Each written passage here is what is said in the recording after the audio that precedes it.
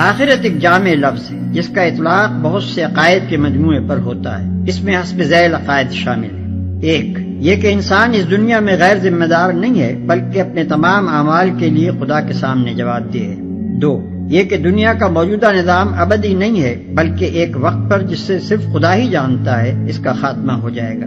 3، یہ کہ اس عالم کے خاتمے کے بعد خدا ایک دوسرا عالم بنائے گا اور اس میں پوری نوع انسانی کو جو ابتدائے آفرینش سے قیامت تک زمین پر پیدا ہوئی تھی بیک وقت دوبارہ پیدا کرے گا اور سب کو جمع کر کے ان کے اعمال کا حساب لے گا اور ہر ایک کو اس کے کیے کا پورا پورا بدلہ دے گا۔